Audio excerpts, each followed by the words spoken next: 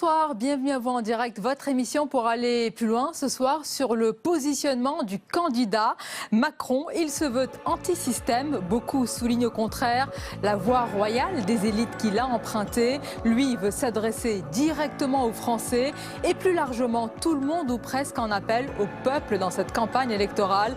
La France des oubliés, des déclassés désormais au centre de toutes les attentions. Sur ce sujet, le débat est à suivre. Et puis cette question ce soir, ou plutôt un constat, l'Europe, grande absente des débats. À quelques jours du premier tour de la primaire de la droite et du centre, la question européenne est passée sous silence au moment où l'Amérique de Trump nous bouscule. Pourquoi ? Ce sujet est-il pour le moment le grand oubli de la campagne? C'est le thème du match des idées qui opposera tout à l'heure Laurence Parisot, ancienne présidente du MEDEF, au sociologue Michel Bievorka. Enfin, l'entretien, mon invité est auteur, journaliste, rédacteur en chef du Canard enchaîné. Éric Amptaz nous parlera du centenaire du journal satirique, des nombreux scandales également révélés et du travail d'investigation aujourd'hui. Voilà donc pour le programme, merci de nous suivre. Vos réactions avec le hashtag OVPL. Et avant d'accueillir mes premiers invités, le tour d'horizon de l'actualité politique du jour.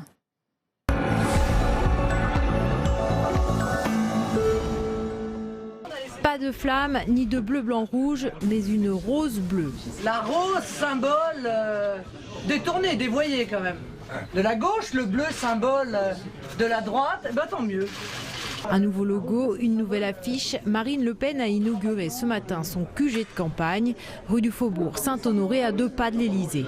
Ce qui est intéressant de ce positionnement, c'est que au soir du deuxième tour de l'élection présidentielle, Marine Le Pen n'aura qu'à faire 1,7 km pour se rendre sur son nouveau lieu de travail. Marion Maréchal Le Pen était la grande absente de cette présentation, officiellement en déplacement à Moscou.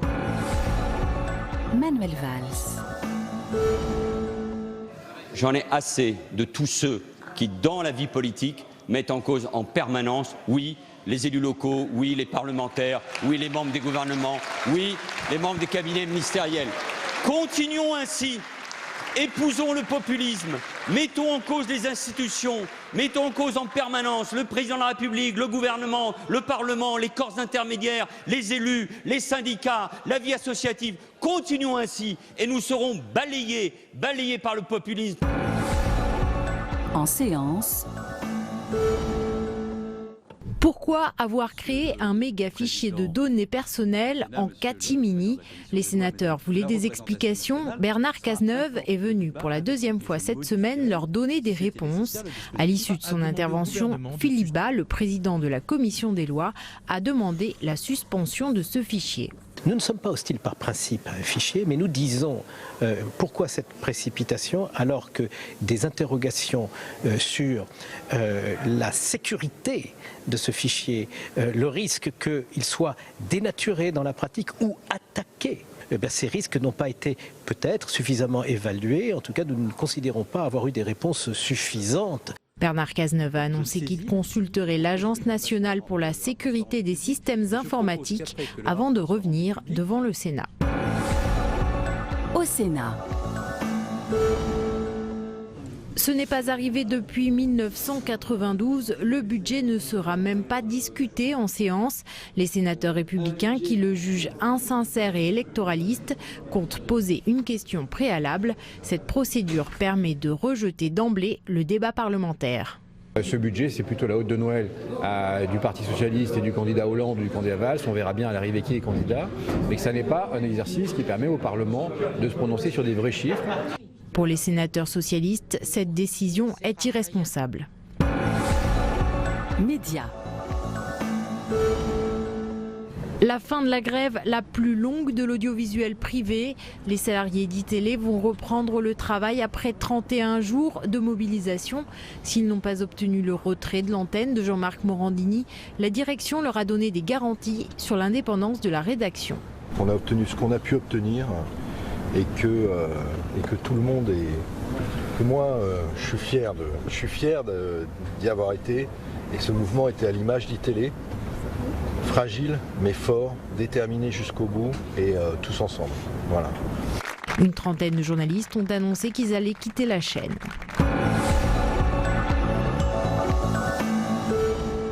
l'actualité aujourd'hui, une candidature et un positionnement. Emmanuel Macron veut se présenter comme un candidat en dehors du système. Nombreux sont ceux qui moquent ce positionnement, soulignant la voie royale des élites empruntée par le candidat. Alors qu'en est-il? Et plus largement, tout le monde ou presque en appelle au peuple dans cette campagne. Sur ces sujets, je vous présente mes invités dans quelques instants, mais d'abord, sa déclaration. Je suis candidat à la présidence de la République. Parce que je crois, plus que tout, que nous pouvons réussir, que la France peut réussir. Bien sûr, on ne se réveille pas un matin avec cette révélation. La décision de me présenter aux plus hautes charges de la République est le fruit d'une conviction intime et profonde, d'un sens de l'histoire et d'une conscience aiguë des temps qui sont les nôtres. Et en notre compagnie ce soir, Swazik Kemener, bonsoir. Bonsoir. Et bienvenue, rédactrice en chef politique à Marianne. À vos côtés, Emmanuel Soufi, bonsoir. Bonsoir. Journaliste à Liaison Sociale Magazine. Véronique Reilsoult, bonsoir. Spécialiste des réseaux sociaux, directrice également de Dentsu Consulting. On parlera ensemble de la forme, c'est important aussi. Et Guillaume Tabar, bonsoir. Bonsoir. Rédacteur en chef et éditorialiste politique au Figaro. Et avant d'entrer, mesdames, messieurs, dans le vif de notre débat, retour sur une candidature qui bouscule le paysage politique. Les détails avec Cécile Sixou. Emmanuel Macron est en marche pour bousculer le jeu politique français. À gauche d'abord, sa candidature était attendue, mais elle surprend par son timing, un mois avant la date limite que s'est fixée François Hollande pour se lancer ou non. L'actuel président, en perte de vitesse face à Manuel Valls ou Arnaud Montebourg dans les sondages, se retrouve pris de court par son ancien ministre de l'économie.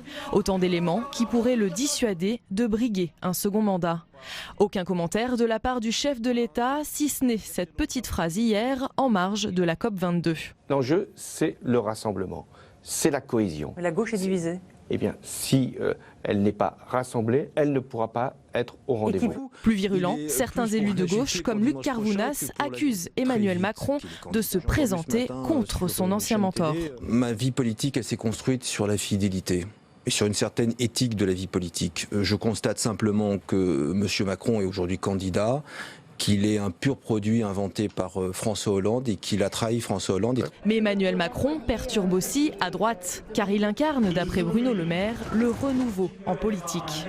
Si nous avons partout du renouvellement, et que le seul parti qui ne se renouvelle pas, c'est le parti de la droite et du centre, je pense que ça nous met en risque pour l'élection de 2017. Mais à quelques jours de la primaire, c'est surtout à Alain Juppé que cette candidature fait du tort. Certains de ses électeurs, du centre notamment, pourraient se laisser tenter par la solution Macron et rester chez eux dimanche, le jour du vote.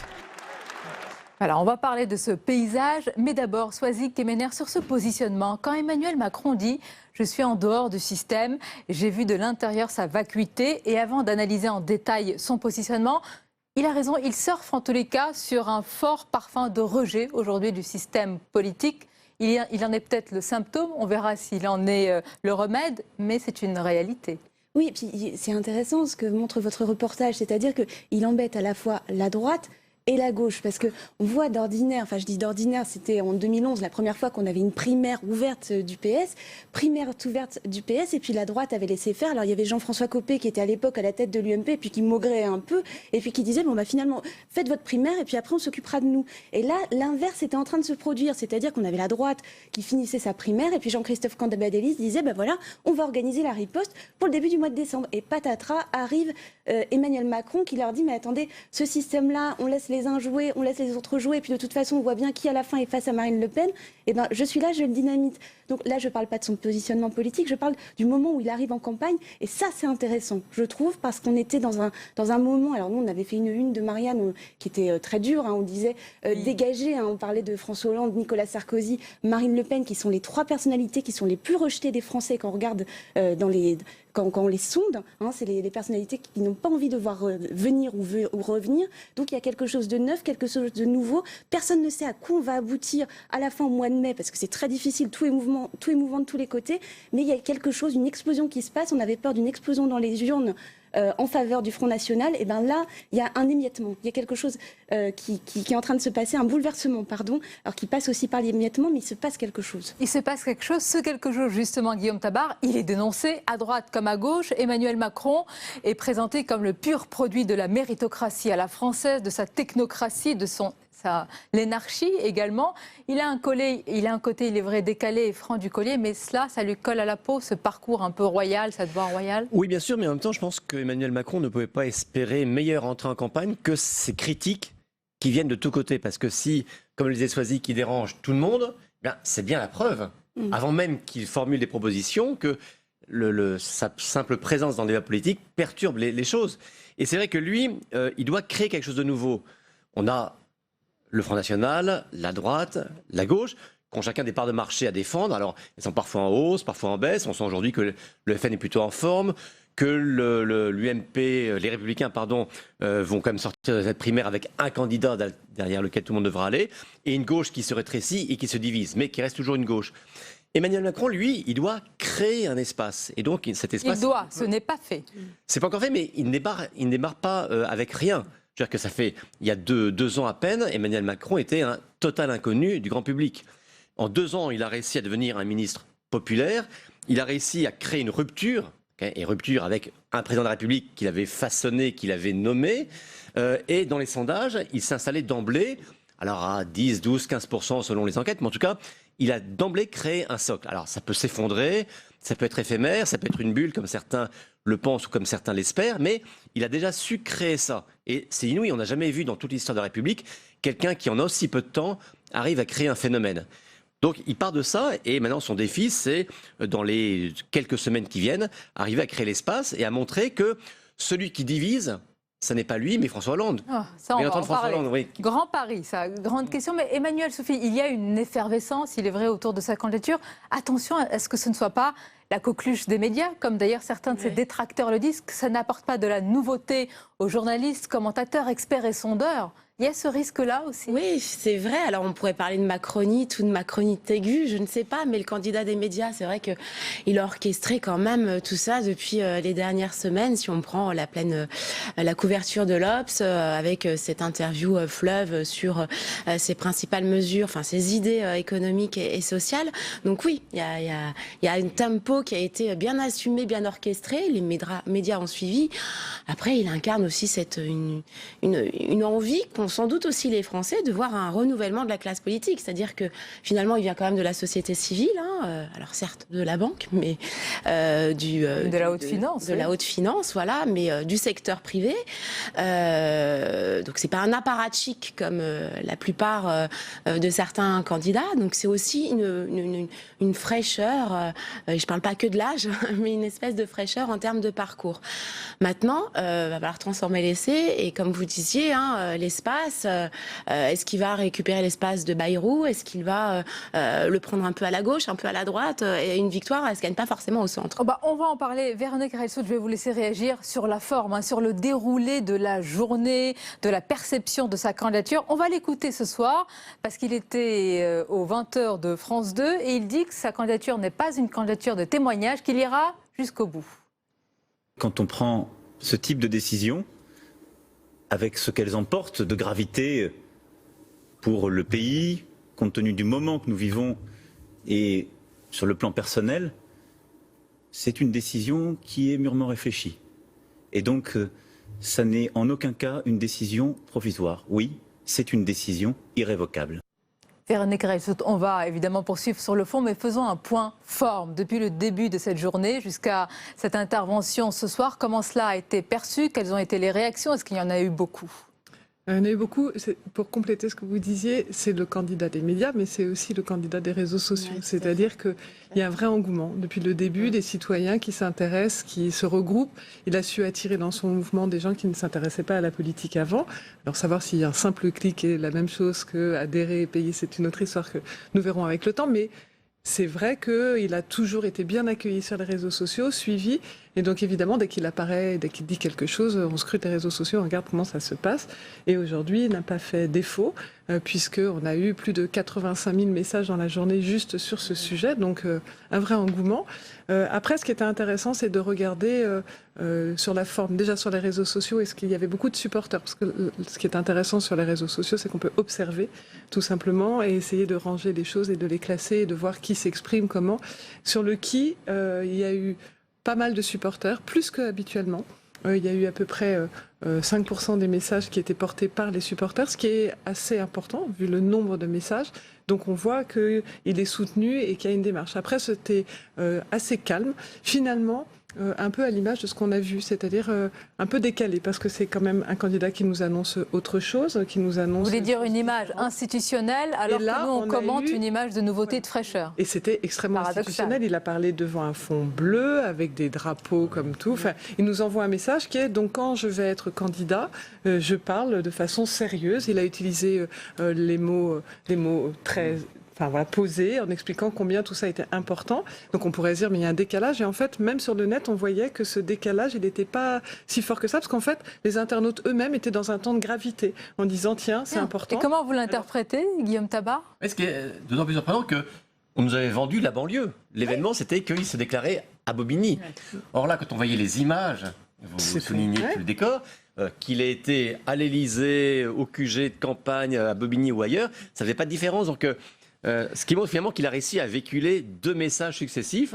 Un sur « je vais me déclarer en banlieue » et un sur « j'affiche ma présidentialité ». Alors le petit bémol est que comme c'était en banlieue et qu'il y avait les jeunes, le seul point vraiment négatif qu'il y avait sur les réseaux qui était commenté et qui prenait quand même une bonne part des messages, c'est que les jeunes, on ne les voyait pas, qu'ils ont été mis à l'écart. C'était visible qu'on ne les voyait pas. C'était visible qu'on ne les voyait pas. Donc ça a été pas mal commenté. C'était le seul point vraiment négatif et qui a un peu dérouté les gens en disant mais du coup pourquoi aller là-bas, puisque même s'il y a une histoire avec les jeunes là-bas, il y a une histoire avec cette école qu'il y a souvent été, mais pourquoi ne pas les avoir mis à l'image? Pourquoi les avoir mis à l'écart? Il n'a pas choisi cet endroit par hasard. C'est ce centre des métiers. Il est présidé par un très proche qui appartient à son mouvement. C'est là aussi qu'il a fait son premier déplacement en tant qu'ancien ministre. Et c'est là qu'il avait fait aussi en janvier un déplacement avec Myriam El Khomri sur le thème de l'emploi des jeunes. Donc voilà, c'est aussi sur des thèmes qui lui tiennent à cœur, je pense. Vous avez énormément de réactions sur les réseaux sociaux qui vous demandent, très bien, vous commentez l'image, qu'en est-il de l'offre? Ça, je crois, Soisy Kemener, ça va le poursuivre encore longtemps, tant qu'il n'aura pas vraiment décliné son programme et ses axes programmatiques. Avant d'y venir, Emmanuel Macron, quand il rejette la gauche et la droite, est-ce que, puisqu'il rejette ces clivages traditionnels, est-ce que vous le classez dans une catégorie plus large qu'on appelle les populistes ? Qui n'est pas forcément un gros mot, mais est-ce qu'il se place d'emblée dans cette catégorie? Oui, alors c'est Manuel Valls qui avait expliqué que pour lui c'était un populisme light. Moi je pense qu'on est dans autre chose, on est dans la construction. Alors, la question c'est de savoir si ça va revenir à un archaïsme, c'est-à-dire cette candidature centriste dont on parle à chaque élection, alors qui a connu son heure de gloire en 2007 avec les 18,6% de François Bayrou. Est-ce qu'on va connaître un autre moment politique qu'il est en train de créer? Ce qui est sûr en tout cas c'est qu'il prospère sur une désaffection du politique, sur une désaffection réelle des partis politiques et aussi sur un affaiblissement qu'on n'avait jamais vu du président de la République. Donc c'est la fleur, on va voir si ce sera une fleur jusqu'au bout, mais pour l'instant c'est la fleur dans le champ d'ortie. Il pousse comme ça parce que la table est rase en fait. On est dans une situation politique très compliqué. Donc le classer tout de suite populiste, on va attendre de voir ce qu'il a à dire, dans la mesure où pour l'instant il ne dit pas grand-chose. Il est un grand maître dans l'art de se placer, de s'installer, de séduire, de charmer, d'interroger. On a passé 2 jours là à attendre, à discuter de la candidature d'Emmanuel Macron et le fait qu'il se prononce avec 20 minutes de retard était en soi un événement politique et il a fait en sorte que finalement tout le monde ne parlait que de ça ce matin. Donc il a monopolisé le temps. On est en état d'urgence. On est à 2 jours, enfin on était à 1 jour du débat crucial de la primaire de la droite. Il a réussi ça, ce coup. On est encore sur la forme parce que tout simplement sur le fond, c'est encore très très flou. Et puis je crois qu'il faut arrêter avec ce mot de populisme. C'est pas forcément un gros mot si on arrive à le définir. C'est-à-dire ce qui est le mot populisme, il n'est utilisé. Je suis désolée, oui. Mais il ne sert qu'à masquer la paresse de la réflexion. au lieu de réfléchir à ce qu'est un projet politique, ça, on dit ah c'est du populisme, c'est-à-dire quelqu'un qui parle pas comme tout le monde, quelqu'un qui va essayer d'écouter, voire de répondre à des angoisses. Il tape à bras raccourcis sur les partis mais traditionnels. après, on peut qualifier la manière qu'il a de dénoncer le système, de dénoncer les appareils politiques, de voir comment il essaye de proposer une autre offre. Je veux dire que non, on va parler de Marine Le Pen aussi, que l'on range habituellement dans cette catégorie de populisme. Aujourd'hui, en se déclarant, enfin en inaugurant son QG, elle a dit qu'elle voulait prendre les meilleures volontés au-delà de l'ancienne droite et de l'ancienne gauche. Prendre les meilleures volontés au-delà de l'ancienne droite et de l'ancienne gauche, c'est une phrase que l'on aurait pu trouver dans la bouche d'Emmanuel Macron. Vous voyez, donc aujourd'hui tous les repères sont un peu brouillés, et je pense que ce dont bien des politiques et aussi, il faut le dire, bien des observateurs souffrent et payent d'un discrédit fort dans l'opinion, c'est le fait que dès qu'il y a une expression qui sort un petit peu de l'ordinaire, on met l'étiquette. Alors, je vais la développer. Véronique Ressout, l'ancien ministre plus précisément, hein, puisque vous souffrez que j'emploie ce mot. C'est pas un reproche contre vous. Non, mais je sais bien. Mais dans de nombreux discours, il dit qu'il veut s'adresser à la France qui subit. Il a déclaré sa candidature, vous l'avez rappelé, de Bobigny, symbole des banlieues quand même déshéritées. Mais pour toucher ce public-là, de la France déclassée, de la France oubliée, des damnés de la mondialisation, est-ce qu'il est le mieux placé, Emmanuel Macron ? Est-ce que vous l'avez observé sur vos réseaux sociaux ? Ce qu'on voit, c'est que le sujet, par exemple, du fond, pour répondre à l'internaute qui vous interpellait au sujet de ce fameux programme, il a annoncé que son programme, il allait le construire, je ne sais pas si c'est populiste, mais en consultant les citoyens, tout comme il a fait son diagnostic avec les citoyens, il a annoncé une forme différente. Donc on va pouvoir le prendre au mot et regarder comment est-ce qu'il va faire cette construction. Le risque étant bien sûr que quand on promet beaucoup, on déçoit beaucoup aussi. Et donc, ça nous dit quelque chose, c'est la démocratie participative. Voilà. Sur ce point, il n'a rien inventé. Il y a un début d'idée. Oui. Alors après, c'est peut-être que dans la forme, il ira un peu différemment. On est tous attentistes. Et voilà, il a annoncé aussi aujourd'hui qu'il y aurait donc le coup d'après. C'est donc en ligne, une consultation en ligne avec chacun va pouvoir donner son avis. Donc là encore, on va mettre de côté le mot populiste. En tout cas, le mot consultation, le mot échange et participation. Donc c'est pas si étonnant que ça que le programme ne soit pas annoncé, et ça n'étonne pas tant que ça les gens qui le suivent en disant ils sont plutôt pressés d'aller à l'étape suivante. Ils étaient pressés que cette annonce soit faite et maintenant ils ont envie de voir ça va donner quoi en vrai. Maintenant ça va donner quoi? Est-ce qu'il est bien placé ou les gens qui le suivent, comme vous le dites, de son parcours, de son expérience? En tous les cas, pour le Premier ministre Manuel Valls, ce n'est pas le moment, car il y a, selon lui, un obstacle important, c'est l'expérience. On l'écoute. L'exercice du pouvoir, c'est une éthique de responsabilité. C'est savoir tenir bon, c'est avoir le sens de l'intérêt général, le sens du collectif, refuser les aventures individuelles, c'est savoir résister à toutes les pressions, au fatalisme et surtout à tous ceux qui vous disent que rien n'est possible, que c'est difficile, que ça ne se fait pas ou encore qu'on ne peut rien faire de plus. Non, tout cela c'est de l'inertie et le pays ne peut pas l'accepter. Il faut de l'expérience. Une expérience qui a été éprouvée par le temps. Il faut de la force et non pas de la légèreté. C'est ce processus quasi laborieux, ce lien avec les Français, cette projection vers l'avenir, la dispensable nécessité de traiter les questions de fond qui fondent précisément la confiance. Voilà, réplique immédiate du Premier ministre, quasiment juste après la déclaration d'Emmanuel Macron. Soisy Kemener, évidemment, la rivalité est montée en gamme. Mais là, tout ce que décrit Manuel Valls, c'est l'autoportrait. Oui, bien sûr, c'est un autoportrait. Alors, donc, on a François Hollande qui fait des discours en hommage à François Mitterrand en faisant des autoportraits. On a Manuel Valls qui fait des discours où il pense très fort à Emmanuel Macron en faisant lui-même un autoportrait. Ça devient très compliqué, cette histoire. Ce qui est évident, c'est que pour Manuel Valls, c'est une très mauvaise nouvelle. Alors, on savait tous que Emmanuel Macron allait finir par se déclarer, même si on ne connaissait pas l'heure, la date précise, plusieurs semaines à l'avance. Mais pour Manuel Valls, il lui pique tout, Emmanuel Macron. Il lui pique le réformisme, il lui pique la liberté, qu'on soit d'accord ou pas avec les idées des deux hommes. Il ne lui pique pas l'expérience. Il n'applique pas l'expérience. En même temps, Manuel Valls n'avait pas été ministre avant le quinquennat Hollande.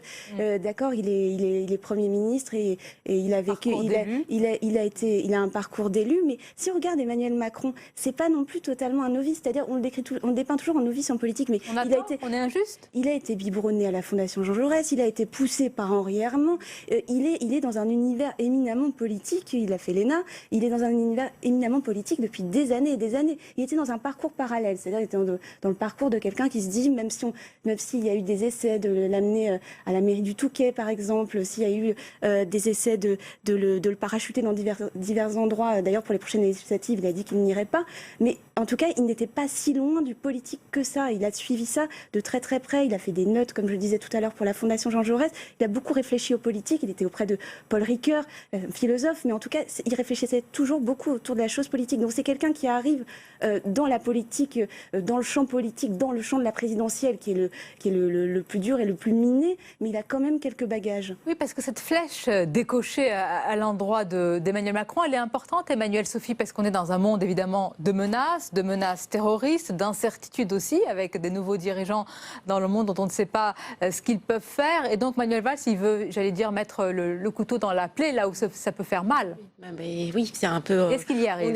Je ne sais pas, mais comme vous disiez, Soisic, effectivement, peut-être le reproche qu'on pourrait faire à Macron, c'est qu'il n'a pas été élu de terrain, donc tracter, faire des usines. Et d'ailleurs, ses premiers déplacements, il n'était pas extrêmement à l'aise. Il a commis quelques maladresses qui, sur les ouvrières illettrées, on s'en souvient encore un petit peu. Il s'en est excusé, il a reconnu que c'en était une. Mais voilà, c'est pas non plus l'élu de terrain. Donc, mais mine de rien, comme vous le disiez, c'est plutôt l'élu, l'intellectuel, le politique de salon, entre guillemets. Mais ça ne veut pas dire qu'on n'a pas d'idées.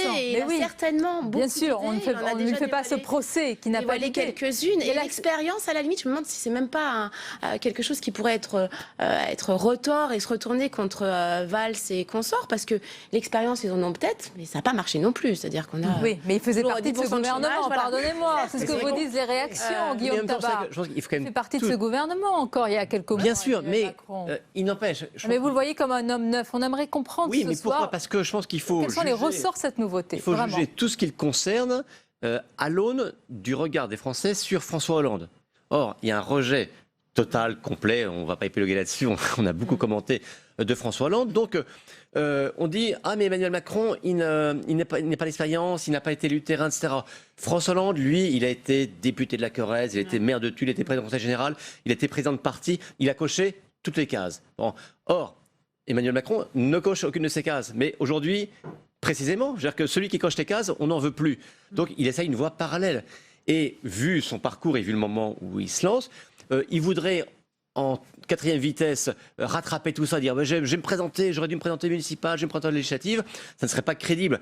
Il tente quelque chose de nouveau, qui est de dire je me présente avec ce que je suis, c'est-à-dire quelqu'un qui n'est pas un élu au sens classique du terme, ça marche ou ça marche pas. Mais je pense que quelqu'un qui voudrait jouer à contre-emploi, il perdrait sur tous les tableaux à la fois.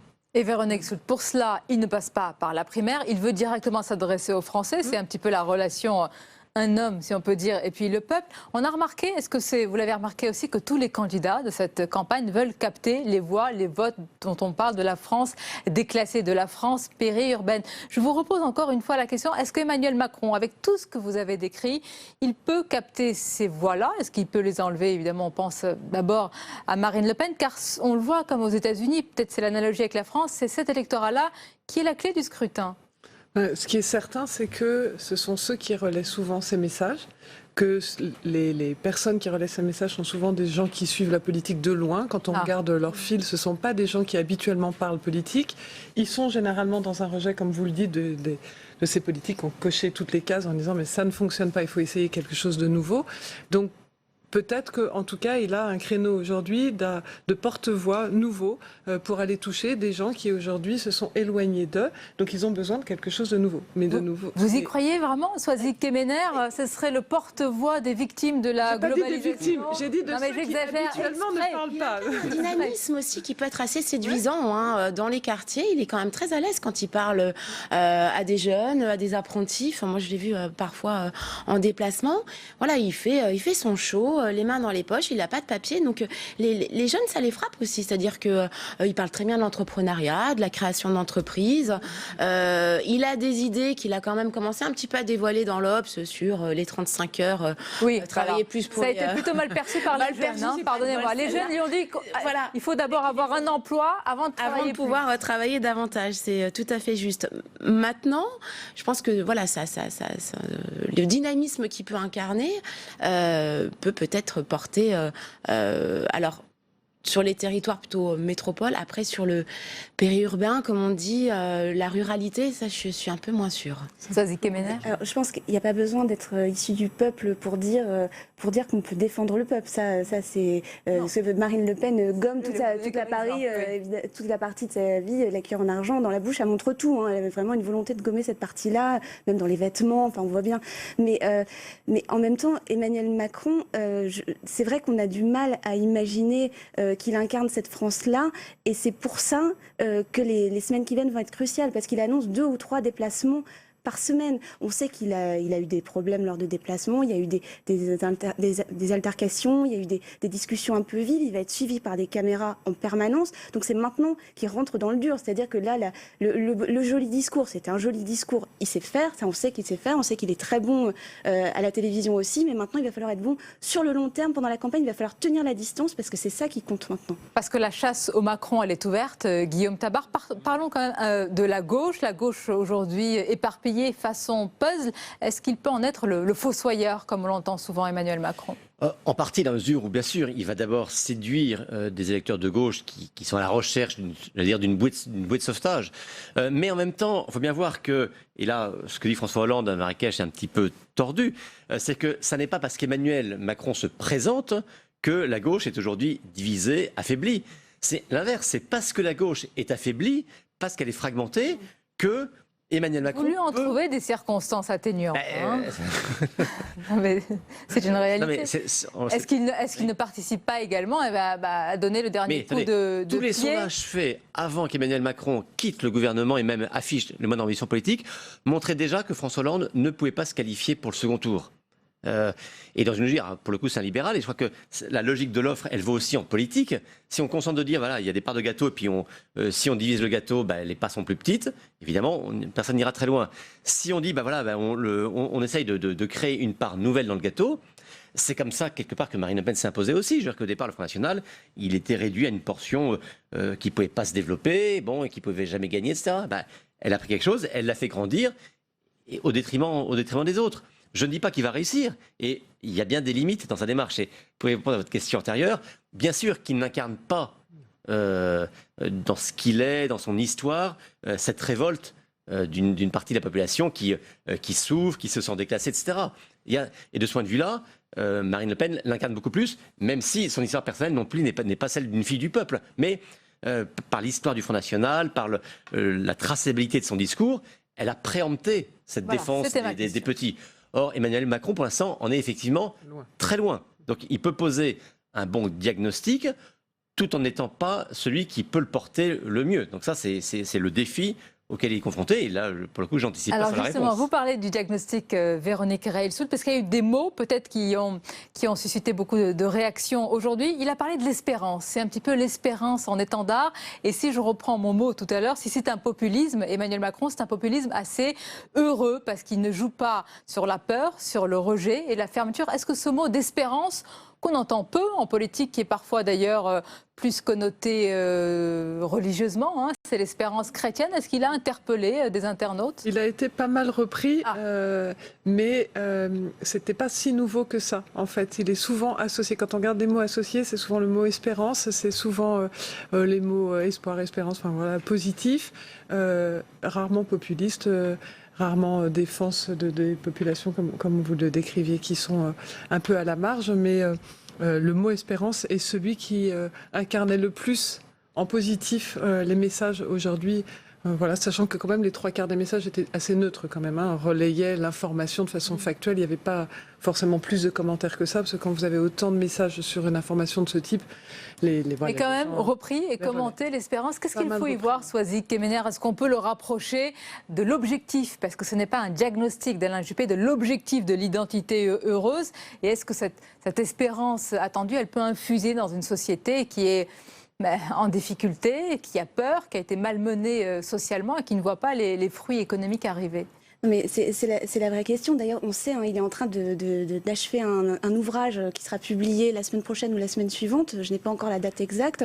Mais, et il rajoute des chapitres. On sait qu'il rajoute des chapitres parce qu'il se dit, oh là là, les chrétiens d'Orient. Donc il rajoute, oh là là. Et donc, on sent qu'il y a toute une part de la réflexion. Parce que qu'est-ce qu'on connaît d'Emmanuel Macron? On sait qu'il a participé à la rédaction du pacte de responsabilité. On sait aussi qu'il est l'inspirateur des mesures les plus décriées de la loi Macron. Parce que là, on va rentrer dans le dur. Parce que là, on décrivait la forme, c'était plutôt réussi. Mais sur le fond, il ne faut quand même pas oublier le fond qui est quand même l'essentiel. De ce qu'on sait en tout cas de ce qu'il a fait, c'est ce qu'il a pu donner dans la... comptable de ce qui s'est passé durant ces années. Voilà, et donc, je lisais aujourd'hui un livre très intéressant de Nicolas Prissette, En marche vers l'Élysée.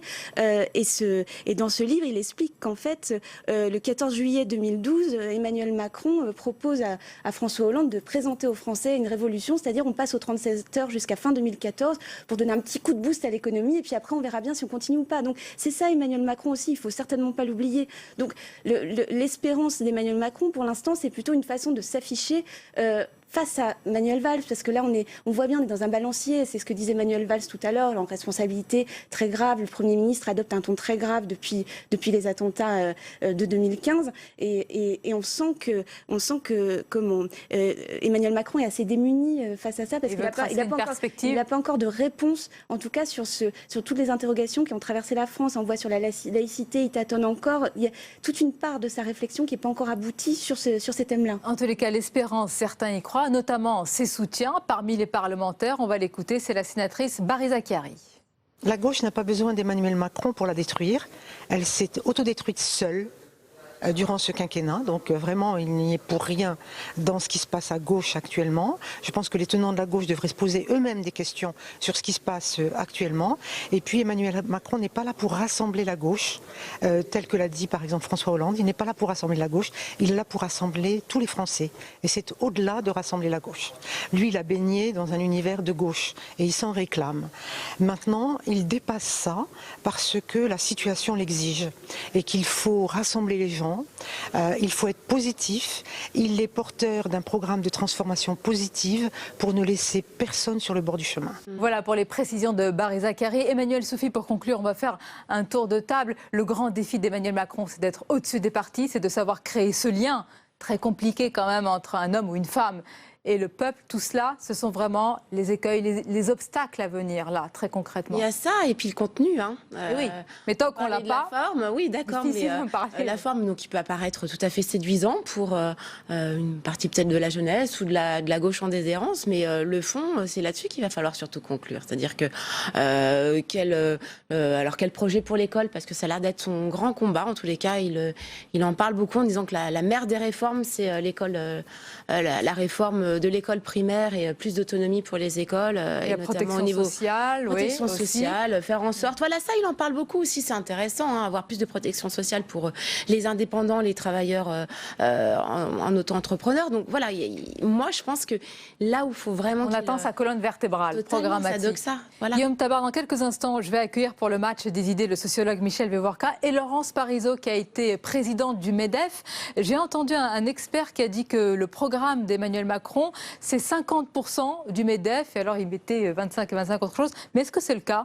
Est-ce qu'il est assez proche du MEDEF, Emmanuel Macron ? Écoutez, en tout cas, il est apprécié des chefs d'entreprise et des chefs des grandes entreprises. Bon, voilà, après, c'est vrai que, aussi, quand on prend le programme de l'ensemble des candidats à la primaire de la droite, on peut dire que c'est aussi une partie du programme du MEDEF. Oui, c'est parfois moins choquant de le dire. Oui. Face au pacte de rationalité, on peut dire ça aussi. Bon. Voilà, je pense qu'il y a, bien sûr, clairement, Emmanuel Macron est du côté du libéralisme. Il est difficile à cerner, hein. Oui, non, sûr, même pour les éditorialistes que vous êtes. Non, mais bien sûr que le fond, c'est important, bien sûr qu'un programme, c'est important, mais sur une présidentielle, on le voit bien, ce qui compte, c'est aussi l'incarnation, c'est aussi parler de vision, vous parliez d'optimisme, etc. un gouvernement est là pour prendre des mesures précises sur le pouvoir d'achat, la sécurité, etc. Bon. Mais ce qu'on attend aussi du président, c'est capable de donner un élan, un souffle. On va voir s'il est capable de l'incarner. Je vous propose de revenir tous, justement, quand on aura ce programme, pour en débattre et pour voir tout cela à l'épreuve de la réalité des faits. Merci beaucoup pour cette analyse. La suite de votre émission et cette question à présent, ou plutôt d'ailleurs un constat, vous l'avez sûrement remarqué, l'Europe, grande absente des débats. À quelques jours du premier tour de la primaire de la droite et du centre, eh bien, la question européenne est passée sous silence. Au moment où l'Amérique de Trump nous bouscule, pourquoi ce sujet est-il pour le moment, soyons optimiste, le grand oublié de la campagne? Eh bien, c'est le thème du match des idées qui opposera dans quelques instants Laurence Parisot, ancienne patronne du MEDEF, au sociologue Michel Vievorka. A tout de suite après une courte pause. François Bayrou, président du MoDem et maire de Pau, sera l'invité de Cyril Viguier dans Territoire d'Info, votre matinale d'information tournée vers les territoires. Territoire d'Info, demain à 7h30 en direct sur Public Sénat et Sud Radio.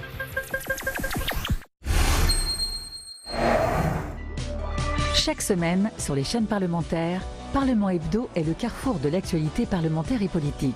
Cette semaine, Katia Guilder et Michael Zamès reçoivent Éric Ciotti, député Les Républicains des Alpes-Maritimes. Parlement Hebdo, vendredi à 18h30 sur les chaînes parlementaires. Premier tour dimanche de la primaire de la droite et du centre. Émission spéciale, résultats et analyse du vote. Un événement à suivre dimanche à 21h30 en direct sur les chaînes parlementaires. Et bienvenue à vous si vous nous rejoignez à l'instant, en direct bien sûr pour votre émission On va plus loin. Et c'est probablement pour le moment la grande oubliée de cette campagne électorale et de la primaire à droite et au centre, l'Europe. Où est le projet qui parle de la France dans l'Europe ? Emmanuel Macron peut-il le porter? Eh bien, on en débat avec nos invités ce soir. Je suis ravie de les accueillir. Laurence Parisot, bonsoir. Bonsoir. Et bienvenue, ancienne présidente du MEDEF. Face à vous et à notre compagnie, Michel Vievorka, bonsoir. Bonsoir. Sociologue, auteur de nombreux ouvrages. Avant de parler de la grande absente de cette campagne, l'Europe, un mot, Laurence Parisot, sur celui qui a été très présent aujourd'hui, le candidat Emmanuel Macron. Pour vous, qu'est-ce qu'il représente? Qu'est-ce qu'il incarne, tout simplement? C'est peut-être banal de le dire, mais je crois que c'est profondément vrai. Il incarne la modernité. Je pense qu'il a délivré ce matin un discours tout à fait intéressant. Quand on le reprend et quand on le lit attentivement, il y a des vraies idées nouvelles. Et puis un style, une souplesse, un regard, une capacité à se projeter qui est, à mon avis, assez roborative. Je trouve que ça fait du bien. C'est de l'air frais qui souffle sur la vie politique française. Est-ce que vous êtes d'accord, Michel Vievorka? C'est de l'air frais qui souffle sur la vie politique française, mais qui souffle sur la décomposition de la gauche aussi. Oui, mais qui montre aussi la distance qui sépare cette jeunesse, parce qu'il faut bien le dire, de ce vieux monde politique qui n'en finit pas de s'essouffler. Et donc, moi, je suis très, très impressionné c'est un homme qui a la chance, et en même temps la difficulté, de ne pas avoir d'appareil. Donc, il n'a pas à perdre son temps dans des jeux politiciens, dans des règlements compliqués, dans des attributions de circonscription, que sais-je. C'est un homme libre, de ce point de vue-là. C'est un homme qui veut construire quelque chose.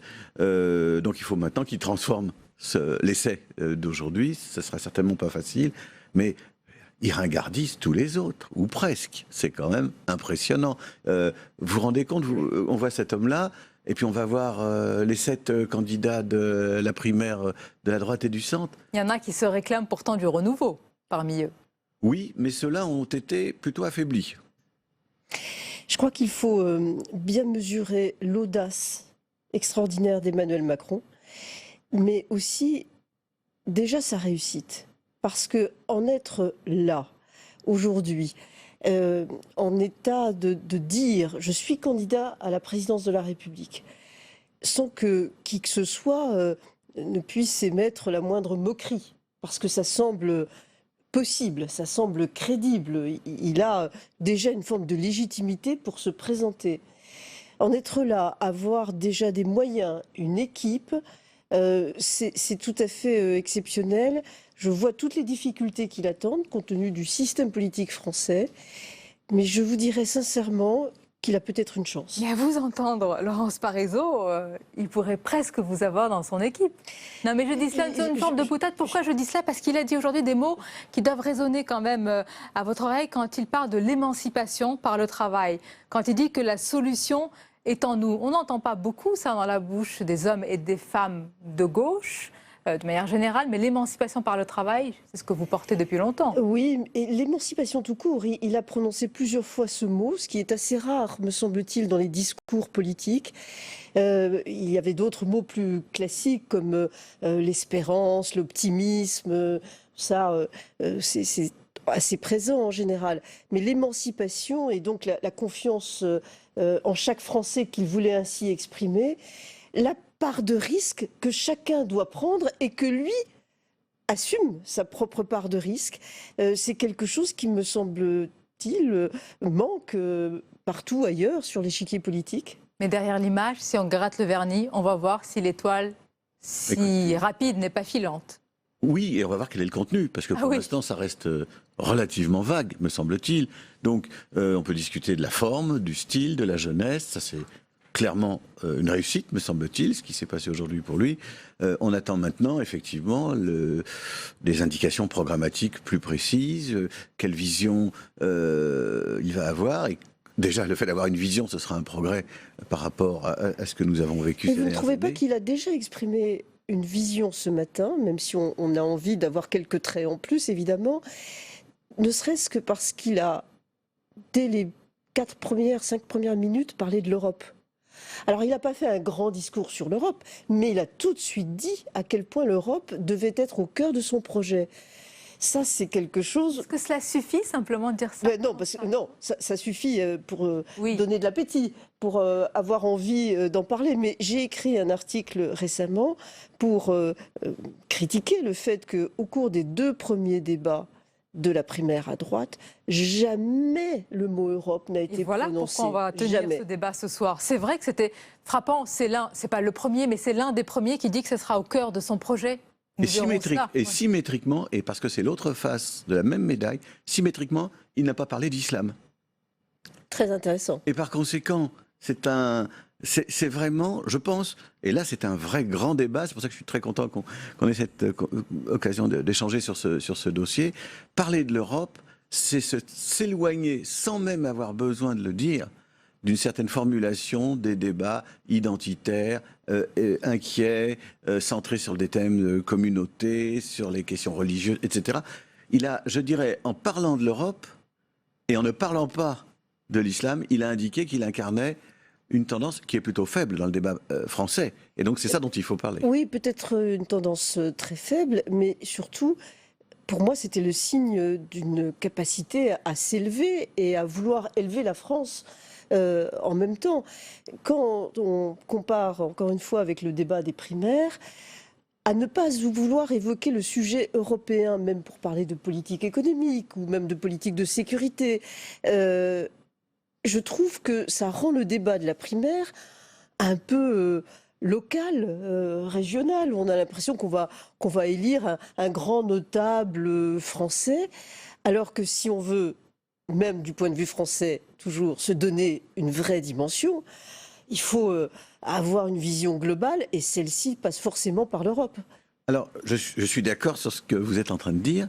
J'ajouterais quand même qu'il faut aussi comparer ce qui est comparable. Le type d'exercice n'est pas du tout le même. Lorsque vous venez parler pendant 20 minutes, vous êtes le maître du jeu, vous avez choisi votre moment, vous avez choisi votre façon de vous exprimer, vous avez choisi la distance, vous allez parler 20 minutes. C'est pas du tout la même chose que se retrouver à 7 face à des journalistes qui vous donnent, qui vous posent des questions. Non, mais ils font leur boulot. Ils font leur boulot. Mais qui vous posent des questions dans un cadre très contraint, où on surveille sa montre, où on a droit chacun à un certain temps. C'est vrai, Michel, mais je pense qu'à travers l'Europe, il y a un certain nombre de choses très importantes à dire. D'abord, il faut désintoxiquer le discours politique sur l'Europe.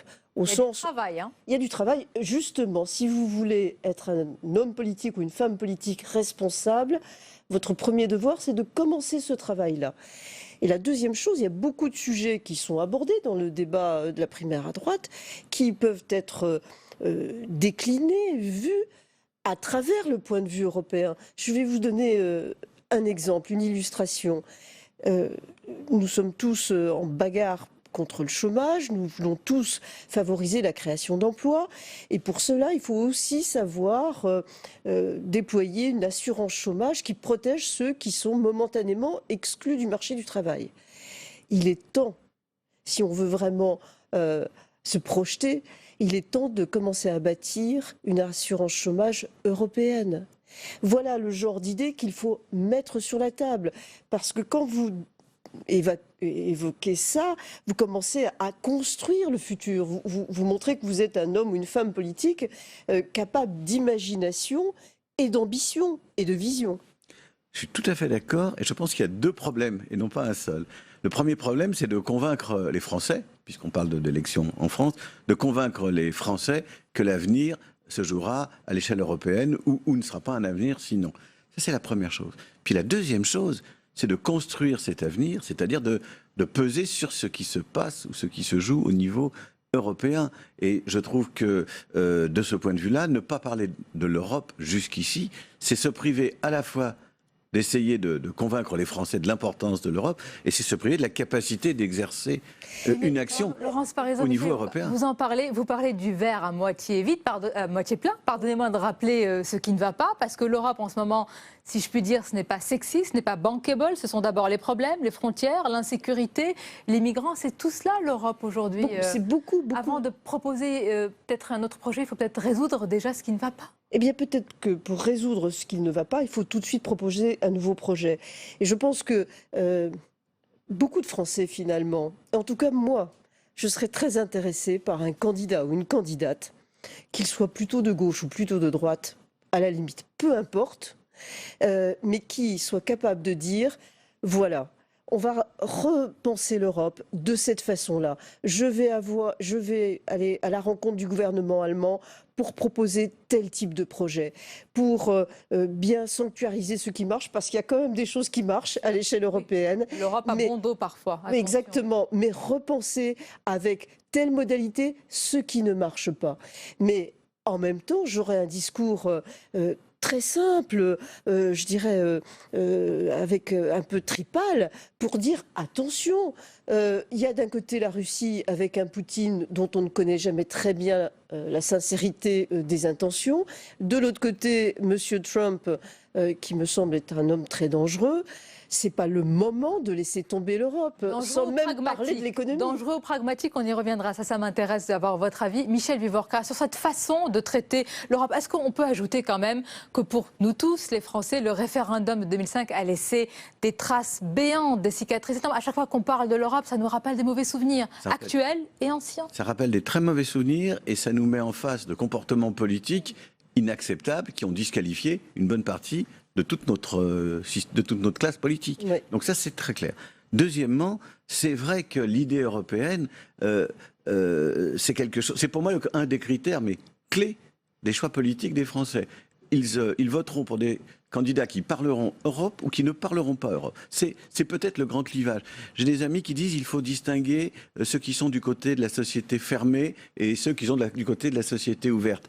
Je dirais, moi, qu'il faut distinguer effectivement ces deux façon de penser, à condition de dire que la société ouverte, c'est pas la mondialisation, c'est pas le néolibéralisme à tout va, c'est la construction européenne. Et ça, c'est capital. Et donc, ce qu'on a observé ces derniers temps, vous avez raison, c'est effectivement une Europe qui va mal, une Europe qui donne l'image d'être très éloignée des populations, donc une Europe qui doit s'améliorer, qui doit se transformer, une Europe aussi qui souvent essaie d'en faire plus que ce que les États-nations enfermés dans leur souverainisme, ne veulent pas. Moi, j'ai été frappé quand il y a eu le début de la grande crise des réfugiés. J'ai été frappé de voir que les propositions de Juncker étaient bien plus ouvertes que ce que tout le monde a accepté en Europe, sauf l'Allemagne. Il avait proposé notamment les quotas, rejetés en France également au départ. Rejetés en France par la gauche notamment. Exactement. La droite aussi, mais la gauche notamment. Et donc, le clivage, il est là. Est-ce qu'on veut un pays qui se referme sur lui-même, qui ne veut pas entendre parler de la misère du monde, qui s'éloigne donc aussi de ses soi-disant grandes valeurs.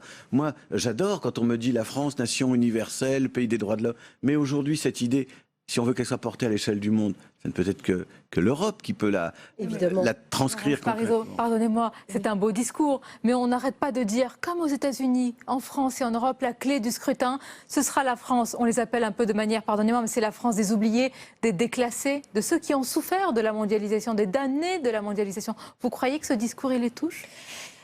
Je pense que ce discours peut les toucher. Et ce qui est dramatique, c'est que les politiques classiques, de droite comme de gauche, ne veulent même pas essayer de dire ces mots-là. Si vous l'analysez un peu plus loin, pourquoi s'ils ne veulent pas ? Parce qu'eux-mêmes ne connaissent plus l'Europe. Eux-mêmes ont oublié tout ce que l'Europe nous a apporté, et en premier la paix. Eux-mêmes n'ont pas beaucoup travaillé leur dossier européen. Et d'ailleurs, quand il y a des bêtises qui sont faites à l'échelle européenne, en ce moment, il y en a plein. Moi, je pourrais vous lister beaucoup de choses, par exemple sur les normes en matière de réglementation bancaire sont telles que ça va forcément conduire les banques à prêter moins. C'est en ce moment que ça se joue, ça. Les politiques français... Personne n'en parle. Les politiques français ne s'en occupent pas. Par contre, quand dans 2 ans, on verra que les banques sont conduites à prêter moins d'argent aux petites entreprises ou aux ménages, on tapera sur les banques, on les critiquera, sans réaliser que c'est parce qu'en amont, on n'a pas suffisamment travaillé. Et puis, je crois qu'il y a une chose aussi, il faut arrêter d'être technocratique, y compris quand on parle de l'Europe. Moi, j'aimerais bien, d'ailleurs, ce qui a le mieux réussi, c'est Erasmus.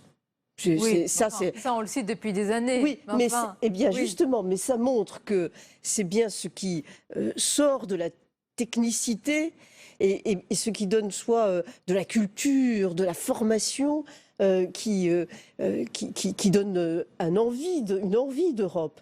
Donc il faut penser des projets culturels, par exemple. Et ça, les politiques pourraient le proposer. Il faut aussi penser beaucoup d'autres choses. Mais je voudrais faire une critique par ailleurs. Il faut penser défense, ou sécurité. Surtout en ce moment. Il faut penser sécurité.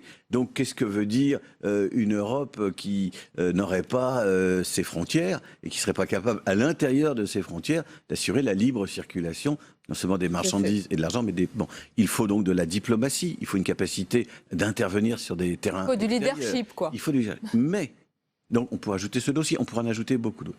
Il y a un problème. Au départ, l'Europe, c'est effectivement un projet qui a une forte valeur morale ou éthique. On ne veut plus la guerre et donc on fait la CECA, c'est-à-dire on organise la production du charbon et de l'acier de telle sorte que c'est quand même les industries de la guerre avant tout, que ça soit européen. Très bien. Et puis on avance, on ne peut pas construire directement une Europe politique et on se dit on va faire une Europe économique puis monétaire qui obligera à la convergence politique. Et là, il y a un problème. Ça, c'est un échec, par contre, ou un semi-échec. C'est un semi-échec. Ou un semi-échec. Et donc, l'Europe, c'est pas seulement la critique sur laquelle c'est technocratique, c'est des gens... Mais je prends mon cas, moi, je serais incapable de vous donner le nom de mon député européen. J'ai complètement... Bon, on oublie tout ça. Et donc, l'Europe, c'est loin de ce point de vue-là, mais c'est surtout que le pari d'assurer la convergence de l'économie et de la politique en mettant en avant une union économique et financière et monétaire, ça n'a pas marché. Et donc, il y a ce sentiment, et c'est pour ça que si l'on veut plus d'Europe, il faut aussi mettre sur la table des réflexions sur l'euro. Oui, plus d'Europe, mais quelle Europe? À l'instant, vous avez beaucoup de réactions, Laurence Parisot. Je vous fais réagir au tweet de Christiane Latour, qui nous dit que vous êtes en train de voir midi à votre porte. Les Français n'ont pas les mêmes préoccupations que vous. L'Europe, ça nous passe au-dessus de la tête. Oui, mais je comprends qu'on puisse... au quotidien, qu'on n'arrive pas à faire l'Europe des citoyens dont on parle, l'Europe concrètement au quotidien, cette personne a tout à fait raison. Au quotidien, l'Europe, ça passe par-dessus la tête. Simplement, cette personne, elle a envie d'abord d'avoir du travail pour elle, pour sa famille, pour son environnement, pour le lieu où elle vit. Une bonne politique économique européenne, c'est une croissance globale pour l'Union européenne et la zone euro en particulier, et donc pour la France, et donc pour la localité où habite cette personne. Mais là, je rejoins tout à fait Michel dans ce qu'il vient de dire à l'instant. Cette politique économique européenne ne pourra fonctionner que si il y a une gouvernance politique, une responsabilité aussi. Alors, c'est là qu'il faut mettre des idées sur la table, et non seulement les mettre, parce qu'en réalité, il y en a plein d'idées. Il y a beaucoup de rapports, beaucoup de réflexions. Mais une fois qu'on adhère à une de ces idées, il faut la défendre, il faut l'expliquer.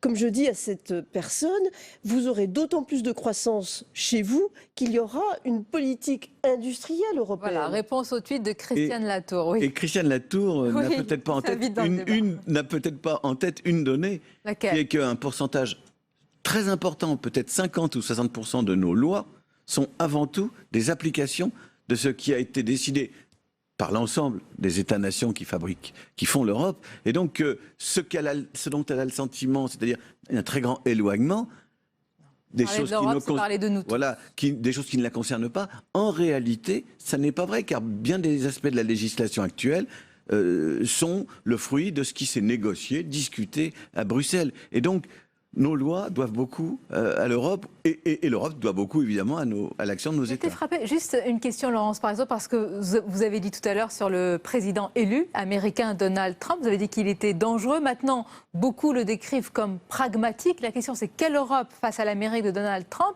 et quelle Europe face à un président qui prône pour le moment la démondialisation? Est-ce que c'est une nouvelle ère qui s'ouvre?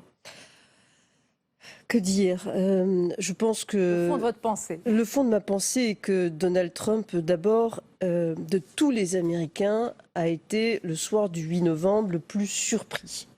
Je pense que c'est un homme qui ne s'attendait pas à devenir président des États-Unis. Donc je pense que c'est Il n'avait pas l'air quand il a prononcé son discours, mais peut-être qu'il le cache bien. Je crois qu'il était quand même très étonné, et dans son camp, il y a eu plusieurs témoignages qui confirment ce que j'ai ressenti.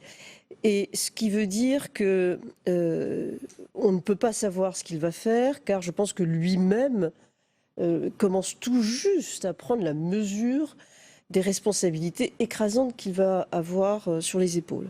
Mais dans le système américain, le Congrès américain, vous le savez, a un rôle énorme. Et je ne vois pas le Congrès tel qu'il est composé aujourd'hui réduire les échanges commerciaux. Un Congrès républicain classique, c'est au contraire un Congrès qui est très soutenu par les lobbies d'affaires qui veulent les échanges. Alors tout change pour que rien ne change, pour conclure, Michel Vivorca. Moi, je renverse un peu la façon de voir les choses, parce que ce qui m'intéresse, c'est la façon dont, en Europe, nous avons répondu à cette élection. Donc, on peut l'analyser, je suis assez d'accord. Vous avez entendu une réponse, vous, de l'Europe commune? Ah oui, j'en ai entendu une, non pas de l'Europe, mais de l'Allemagne. Ah oui, certes. J'ai entendu une déclaration de la ministre de la Défense qui était à peu près la même que ce qu'a dit Angela Merkel, et qui a dit à propos de l'OTAN des choses extrêmement fortes. Et j'en reviens à l'idée européenne. Je crois vraiment que, justement, quel que soit l'avenir des États-Unis, on ne peut pas dire aujourd'hui effectivement ce qui va se passer, on ne sait même pas comment va être organisée son administration, avec qui, avec quelle vision. Mais une chose est claire, si nous voulons, comment dirais-je, que notre partie du monde existe, il faut absolument, là aussi, que l'Europe existe. Et vu ce qui se passe actuellement, je pense que je n'imagine pas autre chose qu'un point de départ fait de discussions et d'échanges entre notre pays et l'Allemagne. S'il y a fait sursaut pour conclure, vous y croyez encore au réveil européen? Oui, tout à fait. Moi, je pense qu'on est nombreux à le vouloir. On n'est peut-être pas encore très bien organisé, et le tam-tam n'est peut-être pas très efficace, mais moi, je pense qu'il va se passer quelque chose. Et tout à l'heure, Michel, vous parliez de valeurs, et celles-ci doivent être portées à l'échelle européenne. Je voudrais que tout le monde entende une chose. La zone Europe, pas euro, l'ensemble du continent européen, est la seule zone au monde, grande zone géographique, dans laquelle la peine de mort est interdite. Je crois que ceci dit clairement ce qu'il y a de particulier, de spécifique et d'unique en Europe, que nous devons absolument protéger, chérir. Et c'est le point de départ d'une reconquête en faveur d'un nouveau projet européen. Vous l'espérez, vous l'appelez de vos voeux. Nous verrons cela à l'épreuve de la réalité des faits. Merci pour ce match des idées. Laurence Parisot, Michel Vivorca, nous aurons l'occasion de vous recevoir, j'allais dire régulièrement. C'est un plaisir de vous accueillir dans cette émission. On va plus loin. Dans quelques instants à présent, le grand entretien. Mon invité ce soir, c'est le rédacteur en chef du Canard enchaîné, Éric Amptaz. Mais d'abord, le tour d'horizon de l'actualité politique du jour.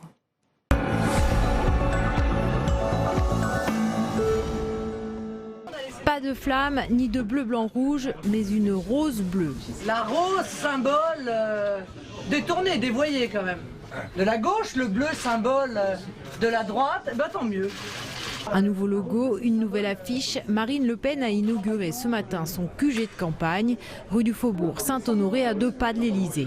Ce qui est intéressant de ce positionnement, c'est que au soir du deuxième tour de l'élection présidentielle, Marine Le Pen n'aura qu'à faire 1,7 km pour se rendre sur son nouveau lieu de travail. Marion Maréchal Le Pen était la grande absente de cette présentation, officiellement en déplacement à Moscou.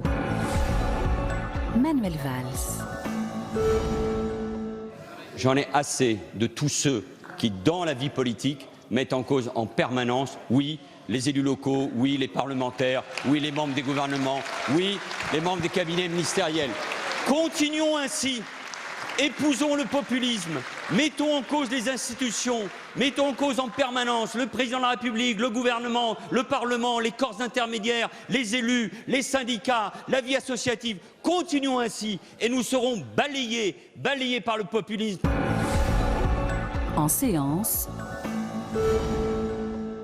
Pourquoi avoir créé un méga fichier de données personnelles en catimini? Les sénateurs voulaient des explications. Bernard Cazeneuve est venu pour la 2e fois cette semaine leur donner des réponses. À l'issue de son intervention, Philippe Bas, le président de la commission des lois, a demandé la suspension de ce fichier. Nous ne sommes pas hostiles par principe à un fichier, mais nous disons pourquoi cette précipitation alors que des interrogations sur la sécurité de ce fichier, le risque qu'il soit dénaturé dans la pratique ou attaqué. Ces risques n'ont pas été peut-être suffisamment évalués. En tout cas, nous ne considérons pas avoir eu des réponses suffisantes. Bernard Cazeneuve a annoncé qu'il consulterait l'Agence nationale pour la sécurité des systèmes informatiques avant de revenir devant le Sénat. Au Sénat. Ce n'est pas arrivé depuis 1992. Le budget ne sera même pas discuté en séance.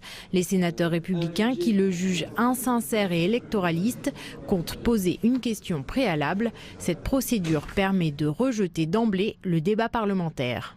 Ce budget, c'est plutôt la hotte de Noël du Parti Socialiste et du candidat Hollande ou du candidat Valls. On verra bien à l'arrivée qui est candidat.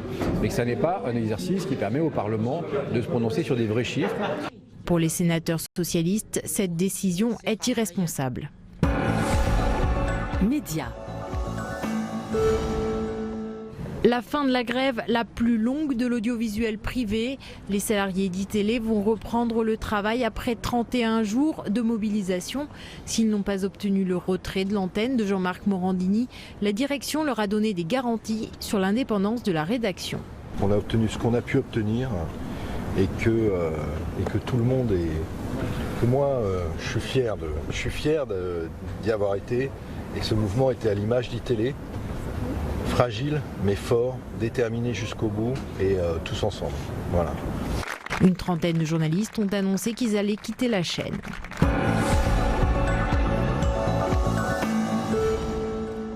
Et c'est l'heure à présent de la revue de presse. On va découvrir ensemble les unes de vos quotidiens, puis quelques hebdos. D'abord, on va commencer avec Libération. Macron, attention à la marche, peut-être à la dernière marche. L'ancien ministre de l'économie candidat à l'Élysée. Bien, Libération explique pourquoi il peut gagner et pourquoi il n'a quasi aucune chance. Voilà, à découvrir dans votre quotidien demain. L'hebdomadaire L'Obs avec la vague populiste, de profil.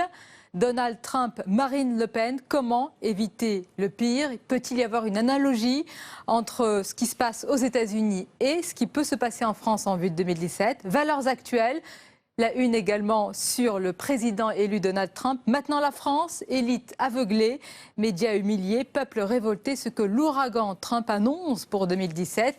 Et puis enfin, le Figaro, 3 entretiens pour convaincre Alain Juppé, Nicolas Sarkozy, François Fillon à la veille du dernier débat de la primaire de la droite et du centre et à quelques jours du premier tour. Voilà pour la revue de presse. Tout de suite, c'est l'entretien pour aller plus loin ce soir.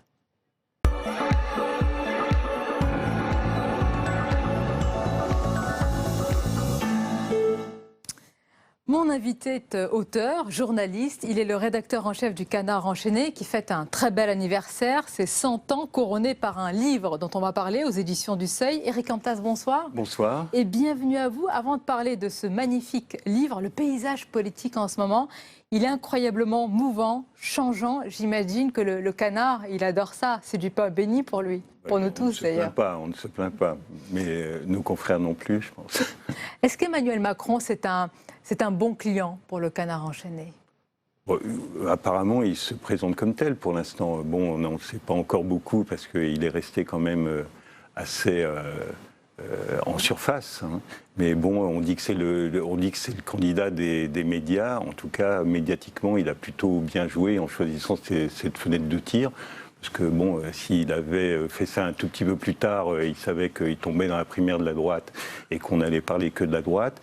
S'il attendait Hollande, il avait l'air encore plus traître qu'on ne peut bien le dire. Donc voilà, il a choisi son moment. Il a choisi son moment et les coups pleuvent un peu partout à droite. Les coups pleuvent à droite comme à gauche, oui. Mais comme il veut aller à droite et à gauche, c'est un peu normal en même temps. Mais les coups pleuvent, est-ce que ça veut dire que, eh bien, il fait partie de ces responsables politiques sur lesquels, eh bien, d'autres responsables peuvent vous donner des informations sur le Canard enchaîné, ou c'est peut-être déjà le cas, non? On ne va pas révéler des secrets, mais on sait comment ça se passe. Mais vous avez des informations via des responsables. Vous savez, les informations sur la droite, elles viennent souvent plus de droite que de la gauche, hein, vous le savez. Donc voilà, pour l'instant, son camp n'est pas encore très nombreux pour que des gens de son camp donnent des informations sur lui, mais elles viennent des deux côtés, là. Et d'une manière plus générale, quand vous avez ce genre d'éléments, d'informations, de faits à vérifier, comment ça se passe? Il y a toujours, mais pour nous tous, le risque de la manipulation. Comment vérifier ce genre d'informations que vous avez? Le risque de la manipulation, c'est une question qu'on nous pose souvent et c'est logique qu'on nous la pose. Et bien sûr que parfois on est manipulé. Mais la réponse qui est toujours la même, c'est... Bon, bien sûr que c'est important d'être manipulé ou non, mais la vraie question importante, c'est est-ce que les faits qu'on raconte sont vrais ou sont faux? Et comme ces faits, on les vérifie beaucoup, eh bien, généralement, ils sont vrais. Avec un travail d'enquête poussé dont on va parler, mais peut-être la première chose qui vient à l'esprit quand on parle du Canard enchaîné, c'est l'indépendance. Oui. Et ça, on peut dire que c'est une denrée très rare aujourd'hui. C'est une denrée très rare, c'est un vrai luxe. Moi, j'aime répéter que c'est un vrai luxe et c'est de plus en plus un luxe. Enfin, on a bien vu ce qui vient de se passer avec iTélé, c'est une illustration de ce qu'est l'indépendance, enfin, de ce que n'est pas l'indépendance pour ce qui est de iTélé, voilà.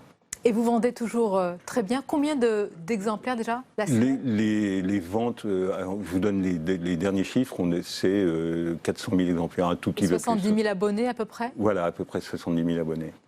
Quand vous regardez, Éric Antas, le panorama des unes, on va en voir quelques-unes qui ont fait les 100 ans du Canard.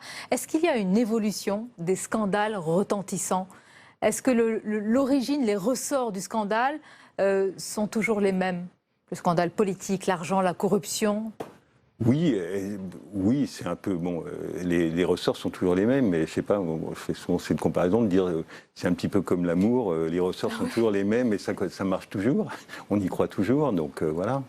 Est-ce que votre travail a changé avec l'explosion des réseaux sociaux? C'est vrai aujourd'hui que tout se sait, ou un petit peu tout, en tous les cas, et ça se sait très vite. Est-ce que cette transparence, parfois à l'outrance, a bousculé vos méthodes à vous?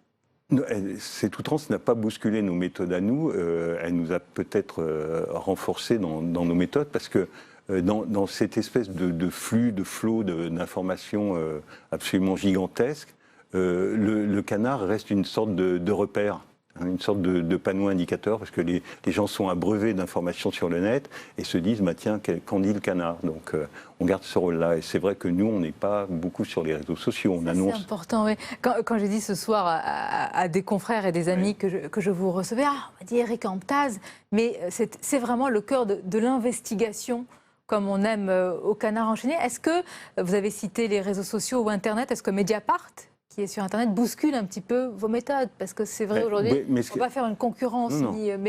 Non, mais si concurrence il y a, moi je trouve la concurrence très saine de toute façon. Hein. Une concurrence, c'est bien, ça crée une émulation et je trouve ça assez sain. Les situations de monopole, c'est jamais terrible. Mais on ne fait pas exactement la même chose que Mediapart. C'est-à-dire Mediapart fait de l'investigation, le Canard fait de l'investigation, mais le Canard est un journal satirique. et un journal satirique. Alors, bon, après, on parlera du papier, mais sur le ton du Canard, le Canard fait de l'investigation, mais essaye de raconter ça sur un mode moqueur et plaisant, alors que Mediapart a un ton, je dirais, plus justicier, presque un peu imprécateur parfois, mais c'est leur choix et il est respectable, mais ce n'est pas le nôtre. Justement, juste une réaction sur l'une des affaires dont parle beaucoup Mediapart et d'autres, mais d'abord Mediapart qui est en pointe, c'est l'affaire du financement libyen supposé de la campagne de Nicolas Sarkozy en 2007. C'est assez particulier, Eric Antas, je voudrais vraiment avoir votre avis, parce que de nombreux journaux, Mediapart et Le Monde, pointent des soupçons, mais pas de preuves. Et la justice s'arrête là. On a l'impression parfois que les journalistes voudraient aller plus loin. Or, la justice ne trouve pas les preuves nécessaires. La justice n'a pas les preuves et les journalistes n'ont apparemment pas toutes les preuves non plus. Donc ça s'arrête là. Et si on prend les derniers rebondissements en date, c'est-à-dire l'histoire de Takieddine, Takieddine dit ça avec une grande conviction, mais à un autre moment, il disait avec la même conviction, sinon plus, qu'il n'avait jamais donné de valise. Et voilà, donc il dit tout et le contraire. Donc voilà, pour l'instant, il y a un lourd faisceau de présomption, mais rien de plus, enfin en tout cas à notre connaissance. Vous-même, vous n'avez jamais enquêté sur cette affaire-là en particulier ? Au Canard, les gens suivent cette affaire, oui, enfin pas moi personnellement, mais oui, le Canard suit cette affaire depuis un petit moment. Et on sait que c'est une affaire très complexe à suivre, puisqu'il y a eu des faux, il y a eu des... Voilà, et les preuves sont difficiles à obtenir. Revenons un petit peu à votre regard sur la politique avant de parler vraiment des 100 ans et des unes du Canard. Il y a un mot qui revient beaucoup en ce moment. Je l'ai utilisé tout à l'heure lors du premier débat et les éditorialistes politiques m'ont immédiatement repris, c'est le mot populisme. Oui. Pour certains, c'est un mot tabou, pour d'autres, il ne représente pas grand-chose. Et pour vous, est-ce que c'est une lame de fond que certains, ce qu'on appelle les élites, ne veulent pas voir ? Est-ce que vous voyez vraiment cette fracture entre des élites médiatiques, politiques, intellectuelles ? Et puis, je sais pas, je crois qu'on en fait beaucoup autour de ces fractures, parce que le populisme, c'est pas nouveau. Le populisme, c'est quoi ? Ça veut dire faire semblant d'écouter les gens pour leur resservir ce qu'ils veulent entendre. Et puis après, se trouver dans des situations dans lesquelles est aujourd'hui Donald Trump, c'est-à-dire d'avoir à tenir des promesses qui sont totalement intenables. Voilà, donc généralement, ça ne va pas très très loin. Vous parlez de Donald Trump. Est-ce que vous avez fait partie de ceux qui n'ont jamais cru à sa victoire? On a tous en tête des unes de journaux avec le titre « Voilà pourquoi Hillary Clinton doit gagner ». Ouais, nous, on n'a pas été si loin, mais c'est vrai nous, on a fait le pari que Trump ne serait pas élu et on a perdu, il faut être honnête. Mais comment vous l'analysez? Est-ce qu'il y a une forme d'aveuglement de notre part? Il y a le monde tel qu'on le rêve et tel qu'on le voit? Oui, il y a un peu de ça. Je crois que voilà, on se dit c'est pas possible, ça ne sera pas possible quand même, puis c'est possible et on se réveille avec une gueule de bois, oui. Eric Antas, il y a quelques jours, juste sur ce plateau à votre place, je recevais un autre journaliste, Jean-Michel Apathy, et qui affirmait qu'il ne fallait absolument pas battre sa coulpe, sûrement pas faire de mea culpa de la part des journalistes qui se sont trompés. Mais est-ce que quand même ça n'appelle pas une forme d'introspection chez nous? Je ne sais pas s'il faut être non plus dans la repentance. Puis bon, alors c'est vrai qu'avec un peu à la fois de bonne et de mauvaise foi, on peut dire que c'est vrai qu'en voix, Hillary Clinton, on le voit chaque jour, est arrivée devant. Ce n'est plus très sûr. Voilà, c'est plus très bon. Voilà, on n'a pas totalement fini des comptes. Mais bon, c'est vrai que les sondeurs se sont plantés et c'est vrai que la presse a voulu croire ce qu'elle voulait croire. Voilà. Oui. On va terminer sur le 100 ans du Canard qui est né, en pleine guerre mondiale. En pleine guerre mondiale. Première guerre mondiale. Eric Antas, pourquoi il y a eu 2 naissances? Alors, il y a eu 2 naissances parce que, alors vous venez de le dire, le Canard est né en pleine Première Guerre mondiale et dans les années les plus meurtrières. Parce que 1915, si je ne me trompe, je crois que c'est rien qu'en France, c'est 350 000 morts.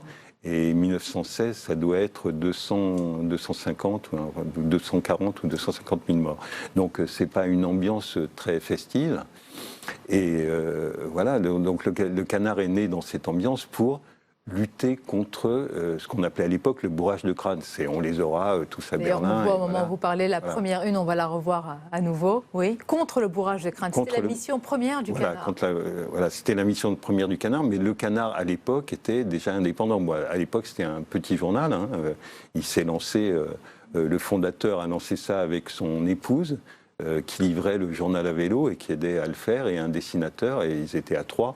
ils faisaient carrément le journal dans leur cuisine, quoi. Bon, ça a commencé comme ça. Est-ce que les poilus, Oui. à l'époque, est-ce qu'ils lisaient le Canard? Parce que je crois qu'à l'époque, rappelez-moi le nom du... C'était Le Matin? Oui, Le Voilà, Matin. qui était lu par... Alors, les poilus le lisaient et on a retrouvé. Le Matin. Mais alors, il y a une chose très drôle, qui est d'ailleurs dans le livre, c'est que, bon, quand le Canard est sorti, il y avait la censure. Il a été bien sûr touché par la censure, donc les premières pages du Canard étaient avec des grands carrés blancs de la censure, c'est-à-dire les articles qui avaient viré. Et il y a une lettre de Poilu qui lisait le Canard à l'époque et qui disait « Un blanc du Canard en dit plus long qu'une page entière du Matin ». Ah, c'est bon, il aurait pu faire partie du Canard, Voilà, lui. il aurait pu. Est-ce que vous vous amusez toujours autant en travaillant oui, au on Canard? essaye, parce que c'est une espèce C'est pas un d'ambiance mythe, de cette famille. ambiance, elle est vraiment... Non, parce qu'on n'est pas très nombreux, c'est une ambiance de famille. Alors les familles, ça s'engueule, ça discute, voilà. Mais c'est une bonne ambiance, oui, c'est une bonne ambiance. Et ça ne prend jamais position, évidemment. Mais vous savez, il y a une formule d'un ancien rédacteur, d'un ancien directeur, pardon, du Canard, qui disait le Canard, même s'il a une sensibilité qui est plus à gauche, il faut le reconnaître, n'est ni un journal de droite ni un journal de gauche, c'est un journal d'opposition. C'est-à-dire il est toujours en opposition au pouvoir en place et il moque toujours le pouvoir en place. Et il est fier de son indépendance. Fier de son indépendance, parce que, bon, il faut quand même reparler de l'indépendance, c'est vrai que le Canard a toujours eu aussi une indépendance financière. Il ne vit que de ses ventes, uniquement de ses ventes. Il n'accepte par ailleurs aucune aide à la presse, aucune des aides à la presse.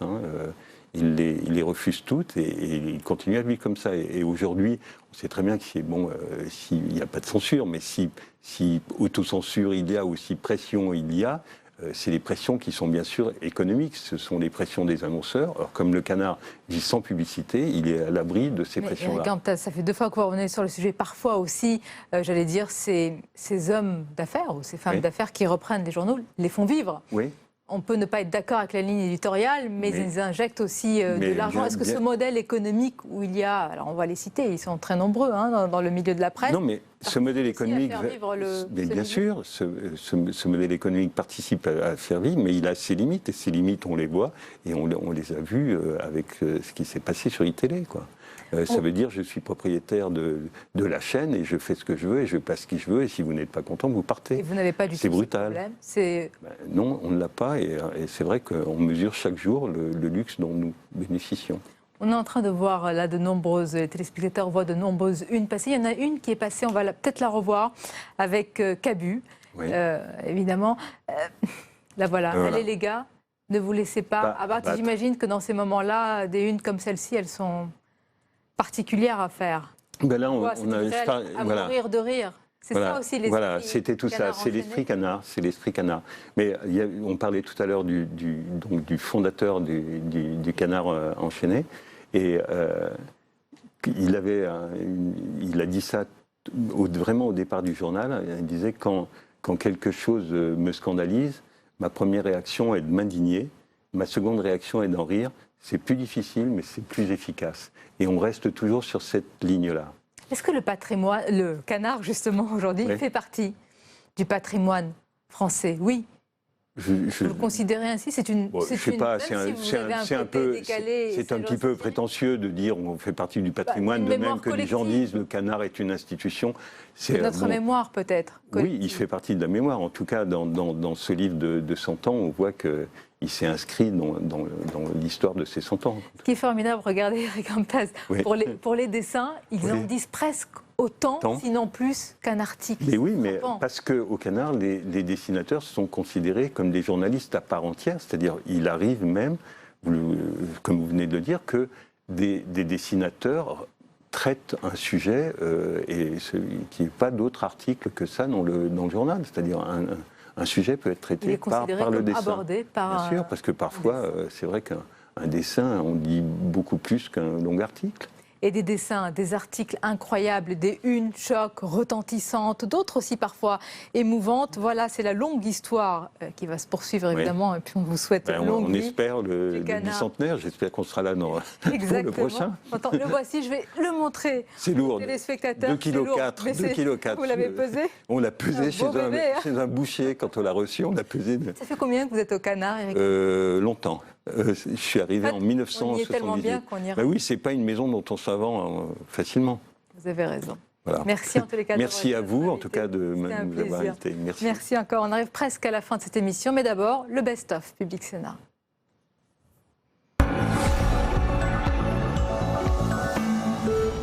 Vous le savez, je suis maire. Vous le savez, j'ai annoncé que je ne me représentais pas au Sénat.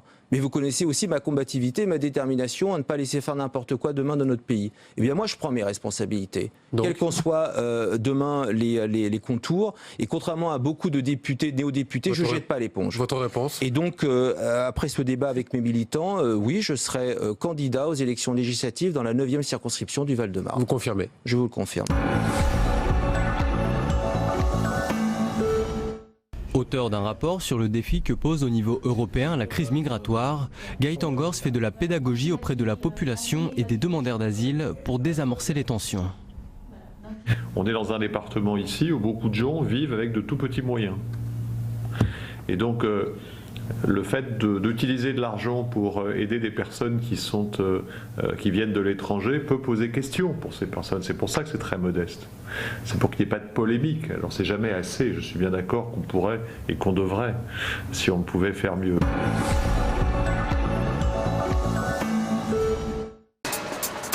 Un coursier, ça doit savoir rouler sans s'arrêter. C'est-à-dire anticiper les feux, slalomer. Parce qu'à chaque fois qu'on s'arrête, il faut qu'on reparte, et quand on reparte, on gaspille de l'énergie.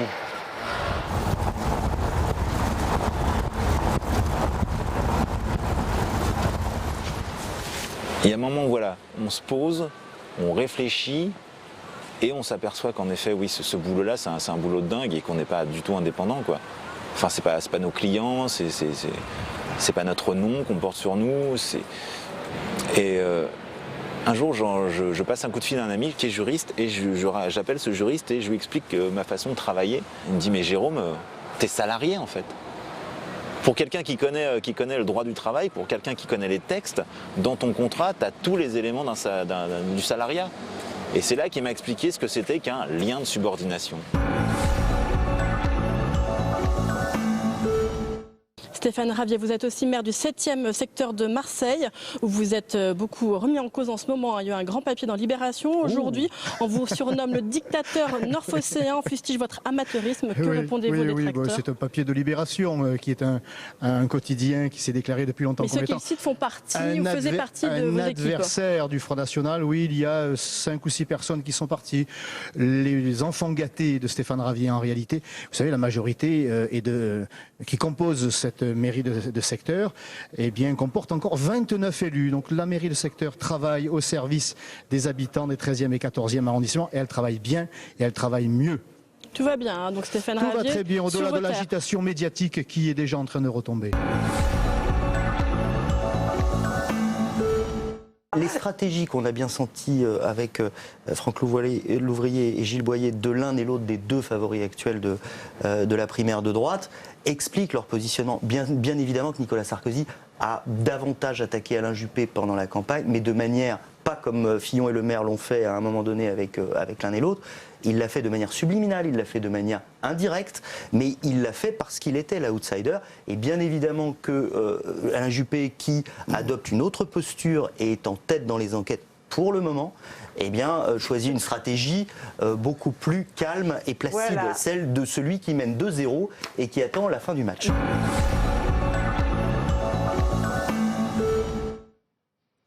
Et on arrive à la fin de cette émission. Votre rendez-vous matinal demain, c'est Territoire d'Info. L'invité, ce sera Jérôme Chartier, proche de François Fillon. Et puis, la soirée autour du dernier débat de la primaire de la droite et du centre, est à suivre sur ce même canal 13. Mais ce sera LCP, la chaîne politique et parlementaire. Ce sont nos confrères qui seront aux commandes pour diffuser ce dernier débat et puis l'analyser, bien sûr. Ce sera donc demain. Je vous souhaite une belle fin de soirée en notre compagnie.